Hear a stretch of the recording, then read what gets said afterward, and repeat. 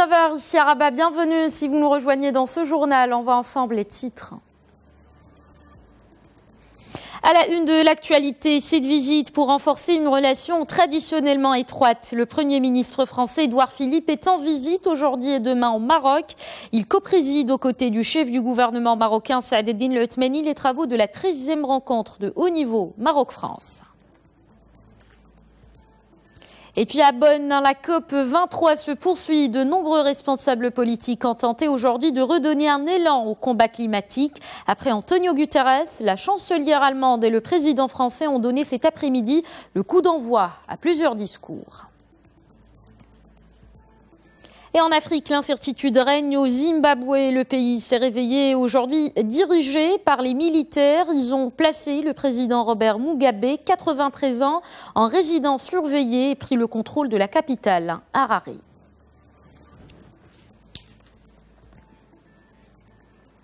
En ouvrant ce journal avec cette relation traditionnellement solide et étroite, celle qui lie le Maroc et la France.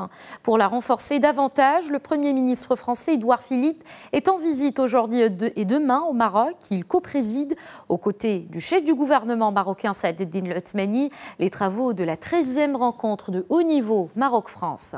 Cette rencontre offre l'opportunité de renforcer la coopération bilatérale dans plusieurs domaines économiques et sociaux, éducation, formation, amélioration du climat des affaires, encouragement de l'innovation et promotion de la coopération en matière de régionalisation. Et cette session sera également marquée par l'organisation du Forum économique maroco-français sous le thème France-Maroc, des ponts pour la croissance et l'emploi. On vous emmène à présent à Bonn, en Allemagne, où la princesse Lalla Hasna a représenté aujourd'hui après-midi le roi Mohammed VI à la cérémonie d'ouverture du segment de haut niveau de la COP23. La cérémonie d'ouverture a été précédée par une réunion informelle des chefs d'État et de gouvernement présidée par le secrétaire général de l'ONU et à laquelle a pris part la princesse Lalla Hasna. La cérémonie d'ouverture de ce segment a été marquée par les allocutions d'Antonio Guterres et de hauts responsables de plusieurs pays. Et justement à Bonn et à l'occasion de la COP23, l'événement incontournable en faveur de l'environnement, de nombreux responsables politiques ont tenté aujourd'hui donc de redonner un élan au combat climatique, un combat ralenti par la décision de Donald Trump de quitter l'accord de Paris, officiellement soutenu par le reste du monde. Après le secrétaire général de l'ONU, la chancelière allemande et le président français ont donné cet après-midi le coup d'envoi à plusieurs discours. Plus de 150 ministres et responsables gouvernementaux doivent donc se succéder en 2 jours à la tribune de la 23e conférence de l'ONU sur le climat, réunie jusqu'à vendredi. Et parallèlement à la COP23, la 3e édition du sommet mondial des patronats a été organisée aujourd'hui à Bonn. C'est à l'initiative de la Confédération générale des entreprises du Maroc, la CGEM. Le secteur privé réitère son engagement en faveur de la mise en œuvre de l'accord de Paris. C'est un reportage de Mohamed Amin Boumzebra sur un récit de Salma Saïdi. On entend parler de l'effet de serre et de ces gaz depuis maintenant un certain temps. Le secteur privé a lui aussi sa part de responsabilité. Le Maroc a lancé il y a plus d'1 an l'initiative Entreprise Climat. Il s'agit d'une vision climat du secteur privé visant à renforcer les capacités des entreprises dans la gouvernance climat pour qu'elles puissent accéder à l'économie à bas carbone et résiliente au changement climatique. J'ai visité le Maroc il n'y a pas longtemps et j'ai vu l'importante stratégie du pays et son plan d'action sur le court terme, mais aussi son plan durable pour le secteur. C'est un plan qui comprend toutes les stratégies et les politiques pour préserver l'environnement au Maroc.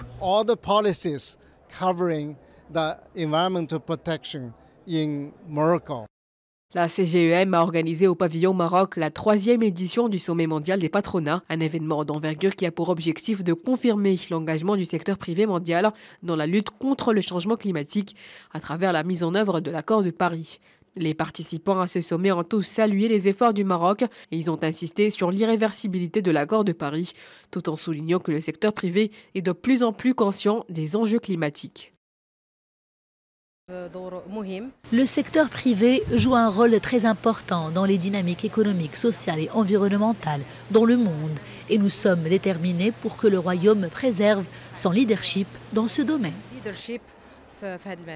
La présidente de la CGEM a fait savoir que la Banque mondiale a apporté son soutien à l'initiative Climat Maroc. Ce soutien consiste à porter à l'échelle mondiale cette initiative qui sera présentée prochainement à Washington. Une initiative qui est actuellement portée par une 50aine d'organisations patronales à travers le monde. Direction l'Afrique australe à présent, la situation est toujours confuse au Zimbabwe. Le pays s'est réveillé aujourd'hui dirigé par les militaires. L'armée a annoncé avoir pris le contrôle du pays. Elle a placé le président Robert Mugabe, 93 ans, en résidence surveillée, et pris le contrôle de Harare, la capitale. C'est dans une opération dirigée, selon elle, contre l'entourage du plus vieux dirigeant en exercice de la planète. Les militaires ont tout de même assuré que leur intervention n'était pas un coup d'État militaire contre le gouvernement. Écoutons à ce sujet l'analyse de Philippe Hougan. Il est spécialiste de l'Afrique à l'Institut de Relations internationales et stratégiques. La fin de Mugabe est tragique. Alors Mugabe, évidemment, apparaît toujours pour la population, une partie de la population ancienne, en tout cas, pour les vétérans de la guerre, etc., à qui il avait donné des terres. Il apparaît un héros de la lutte contre l'apartheid, donc il avait cette aura auprès d'une partie de la population. Bon, aujourd'hui, il ne l'a plus. Il a toujours, de toute façon, assez dérapé. Depuis longtemps, il a des dérapages sur l'homosexualité, etc. Et comme vous le rappelez, il a mis son pays qui a des potentialités considérables. Il a mis son pays avec le taux d'inflation le plus élevé du monde, avec un gaspillage des richesses, avec tous les éléments qui font que le Zimbabwe est un pays qui est en grave crise économique et qui maintenant se trouve en crise politique. En République démocratique du Congo, déception dans les rangs des mouvements citoyens. L'appel à la journée ville morte a été peu suivi aujourd'hui à Kinshasa. L'objectif de cet appel est de contraindre le président Joseph Kabila à quitter le pouvoir. Beaucoup de commerces au centre-ville ont ouvert leurs portes. Des dispositifs sécuritaires importants de la police étaient visibles dans les grands carrefours de Kinshasa. Direction à présent l'Angola et cette éviction spectaculaire. Le nouveau président João Lourenço a limogé aujourd'hui la PDG de la compagnie pétrolière nationale, Isabel dos Santos, fille de l'ex-chef de l'État José Eduardo dos Santos. Lourenço a donc tenu sa promesse de campagne, sa promesse de rompre avec l'héritage de son prédécesseur. Surnommée la princesse, Isabel dos Santos, 44 ans, a pris en 2016 la direction de la compagnie en grande difficulté. Le magazine américain Forbes la présente comme la femme la plus riche d'Afrique. Il s'appelle Mohamed Lili Mansouri et il est désormais à la tête de l'instance électorale en Tunisie. À 4 mois des élections municipales, les députés ont voté à la majorité absolue pour Mohamed Lili Mansouri, présenté comme le candidat soutenu par le parti au pouvoir Nida Tounes. Les partis politiques ont eu du mal à s'accorder sur un nouveau président. Les détails dans ce sujet signé Fayrouz Bentalb. Les députés ont voté à la majorité absolue pour Mohamed Lili Mansouri, présenté par la presse comme le candidat soutenu par le parti au pouvoir Nida Tounes.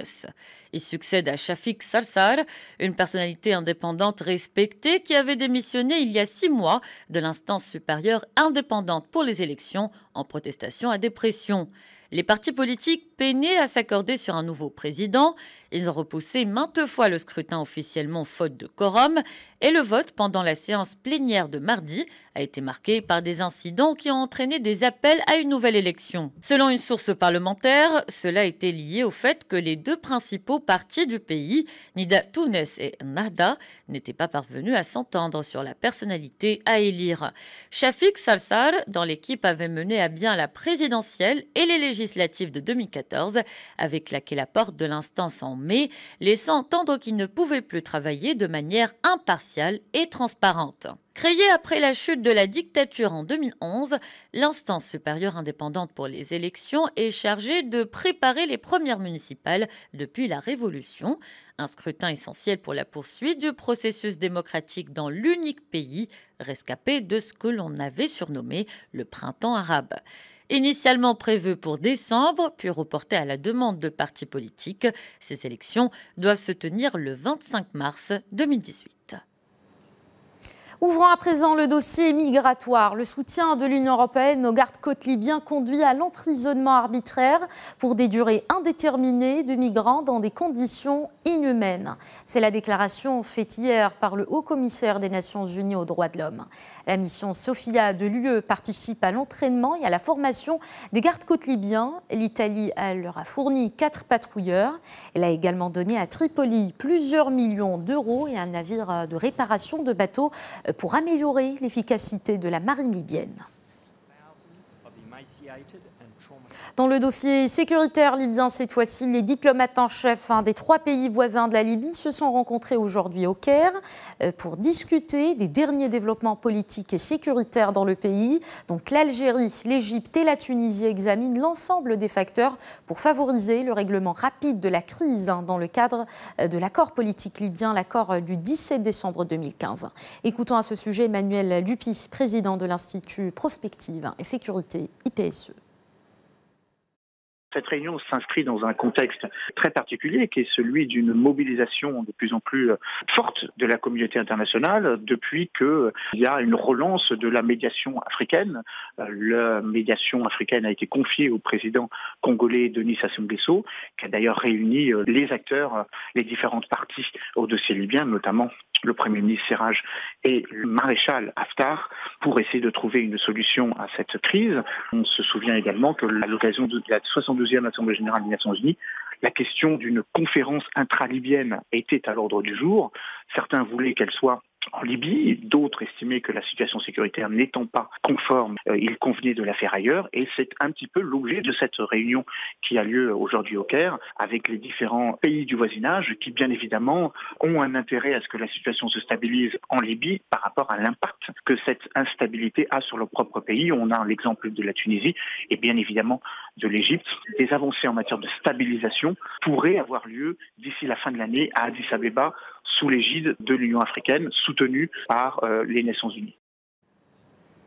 Le sujet fait toujours l'actualité internationale. La crise politique au Liban. Le Premier ministre Saad Hariri serait retenu en otage en Arabie Saoudite, selon le président Michel Aoun. Hier, Saad Hariri a assuré sur Twitter qu'il va bien et qu'il regagnera son pays dans les prochains jours. Il a annoncé sa démission le 4 novembre à la surprise générale alors qu'il se trouvait à Riyad, la capitale saoudienne. Il a dit craindre pour sa vie et a accusé l'Iran et le Hezbollah libanais de semer la discorde dans le monde arabe. Et sachez que le président français Emmanuel Macron a invité le Premier ministre démissionnaire libanais Saad Hariri et sa famille en France après un entretien avec le prince héritier saoudien Mohammed bin Salman, selon un communiqué de l'Élysée. Diplomatie à présent, le président turc Recep Tayyip Erdogan en visite officielle au Qatar. Erdogan a promis aujourd'hui qu'Ankara continuerait à apporter une aide militaire à Doha. Cette décision intervient alors qu'une crise diplomatique sans précédent dans le Golfe oppose depuis juin le Qatar à l'Arabie Saoudite, Bahreïn, les Émirats Arabes Unis et l'Égypte. Le président turc a aussi indiqué que le secteur privé était prêt à aider Doha dans les projets en construction dans le cadre des préparatifs pour la Coupe du Monde 2020. Ce 15 novembre, la Côte d'Ivoire célèbre la Journée nationale de la paix. Objectif, sensibiliser et éduquer les populations à la culture de la paix dans leurs attitudes et comportements quotidiens. L'événement se tient autour du thème « La participation de tous à la sécurité, gage de paix ». Dans plusieurs localités du pays se tiendra également des festivités marquant cet événement. Il s'agira aussi de présenter les avancées en matière de paix et de cohésion sociale, et ce depuis la cession à la magistrature suprême du président de la République, Alassane Ouattara.